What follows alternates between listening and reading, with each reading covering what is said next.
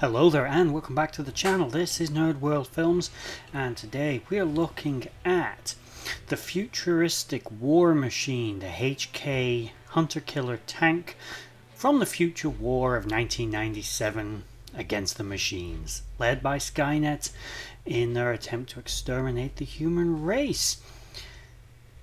Like, share, subscribe, comment down below if you like this video, and check out my other channels that are linked in the description below. You should also know that this episode is brought to you in collaboration with my sponsor, Relentless Rebels, who are also linked in the description below, who sell a variety of Viking-style jewelry, from rings, pendants, and other such things, as well as a variety of other alternative jewelry forms that you might like. Click on the link below and use the code NERD20, all in capitals, to get yourself a 20% discount on your purchases. And with that said, let's get into this video. The HK tank, developed to fight in the future war, was constructed in automated factories. It had a vaguely humanoid shape and was clearly descended from human vehicles, or some kind of concept vehicle humans had built, having similarities to the T1 design.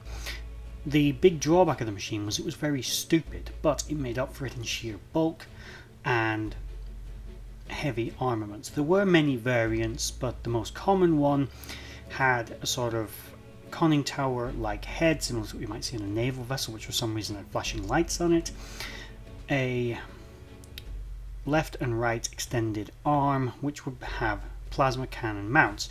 Some versions had a single larger caliber high velocity plasma cannon, others had two even higher velocity but less powerful twin firing plasma cannon turrets. These were very good anti-personnel weapons.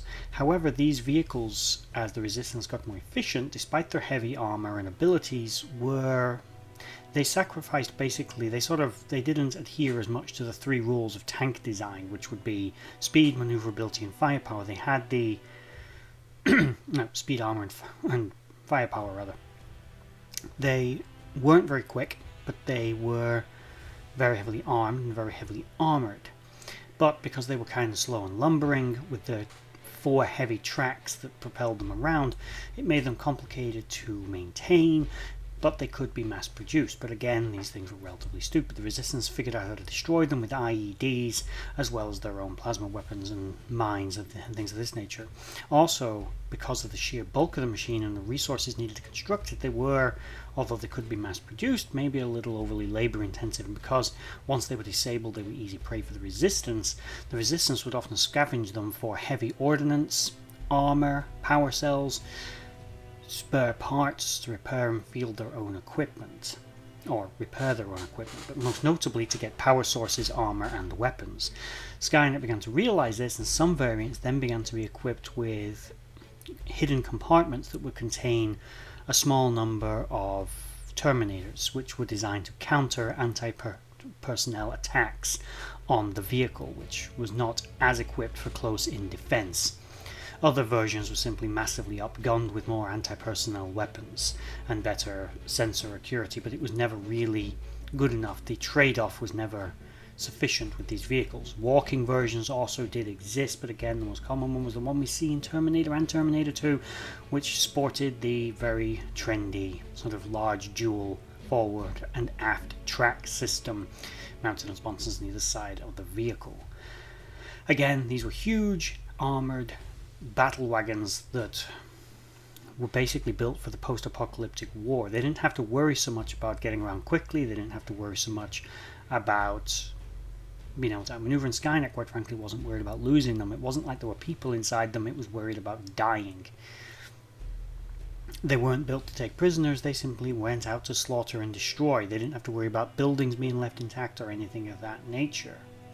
As said, there were multiple variants, some which were considered for the movies, which had basically just were a gigantic version of the T1, which of course had been equipped with miniguns and not with plasma weapons.